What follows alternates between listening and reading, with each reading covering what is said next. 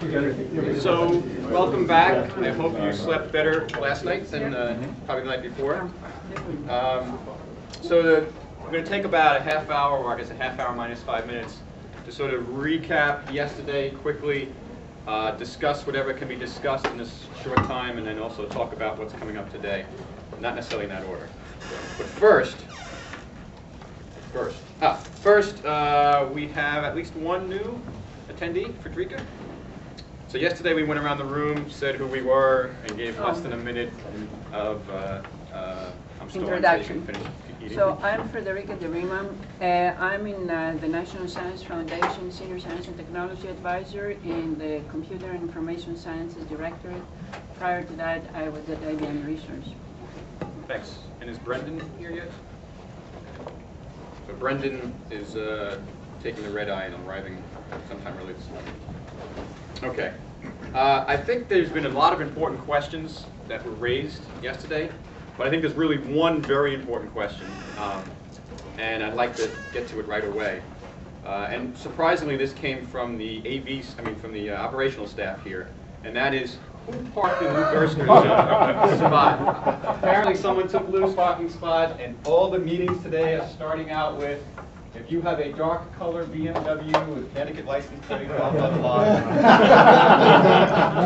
Please move it as soon as possible.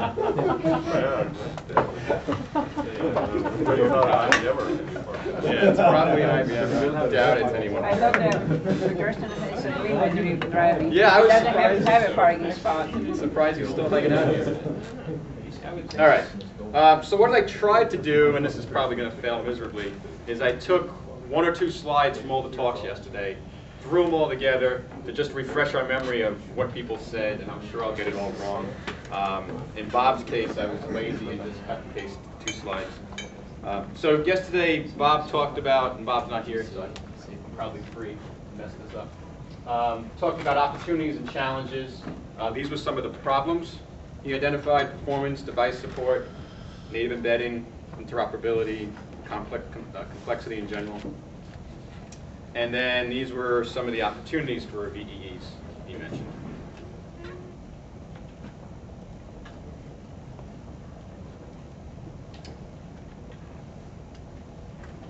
Then Vikram came, and this was his first and last slide pasted together, talking about the idea of a virtual instruction set computer. And Vikram's here, so I have to be careful. I'll let you read the slide yourself and refresh your memory.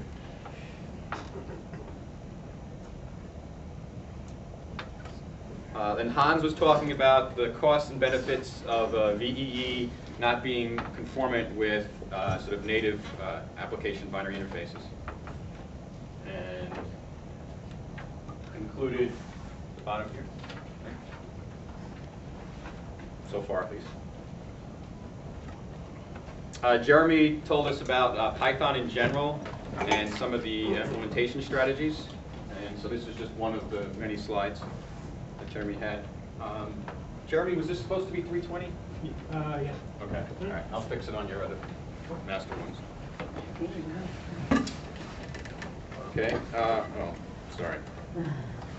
Yeah. Then some guy talked about myths. Ben talked about a lot of things, and unfortunately, I only picked, I think this is the final slide. Yeah. So about MREs are necessary, they're successful, but we still have a way to go, and a bunch of other stuff.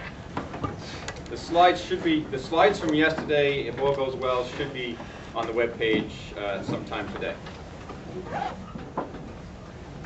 So I have a really important Yes. question about this. Yep. So I can't get myself to say meals ready to eat, and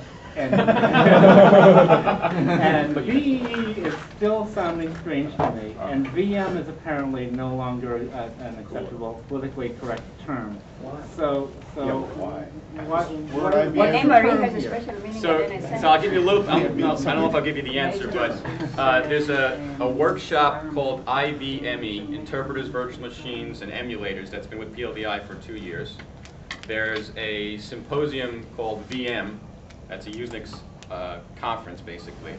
And they just recently decided to merge. And a bunch of folks got together and said, what kind of name could we come up with? And they came up with virtual execution environments. Why don't you just go to French and then BMV? So if you want to suggest new ones, that's good too. No, well, I wish I had one. So VEE you could extend to virtual execution environment, so VEXEN, so you call it VEX and sounds kind of strange. But you can try, or you can just call it virtual runtime, right? Manage execution environments. Spend all day. Bye. All right, I give up. Good topic for the barbecue. Okay, Dave talked about the Parlay project, with one approach to having VMs interoperate with each other. Paulo told us about Mono, where it came from, where it's going, and this was just the very first slide.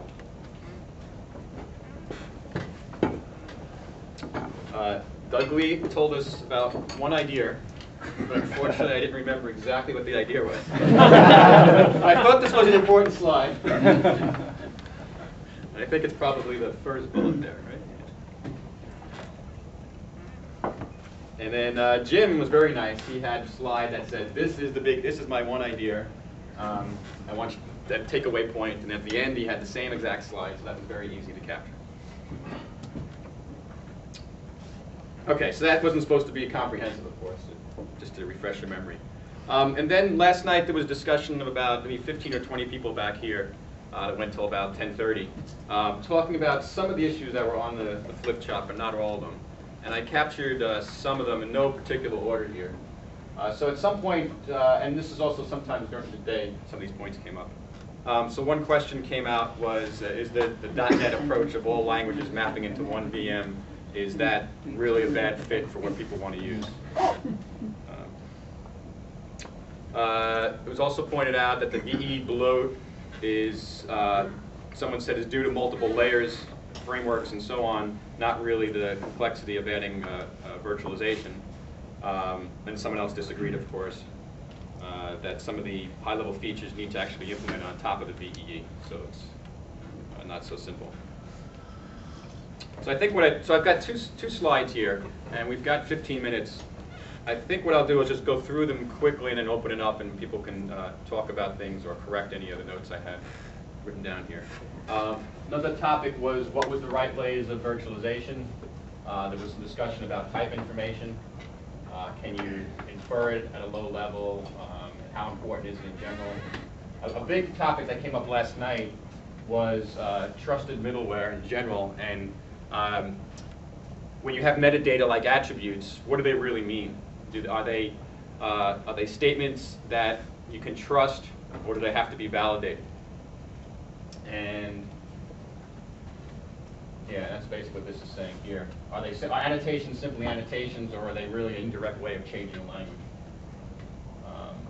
And I think Doug mentioned that the JCP said this. Is that correct? The JCP group who approved annotations had that point of view but cannot enforce it. Okay. Okay. So that's already contradicting with JSR 181. Yeah. So I wasn't here last night, so maybe I've lost my chance, but I could express my opinion about this issue. Okay. From sort of what would be standard practice in the type theory community these days, is that you would have an operational semantics, which is what your bytecode does, more or less regardless of the annotations. And you have the annotations. And you don't trust the annotations, but on the other hand, the difference between proving something and checking a proof, or if you like the NP completeness world, the difference between finding a solution to an NP complete problem and checking it is real, so that the annotations can provide a statement that you don't believe, but you can check, and you couldn't have re-derived it so easily. So viewed that way, the annotations can be very useful for many purposes, and they don't have to change the semantics, and it's fine if they don't change the semantics of the underlying operational bytecode, but they can tell you certain properties that program would have. Like this thing is always pointing to this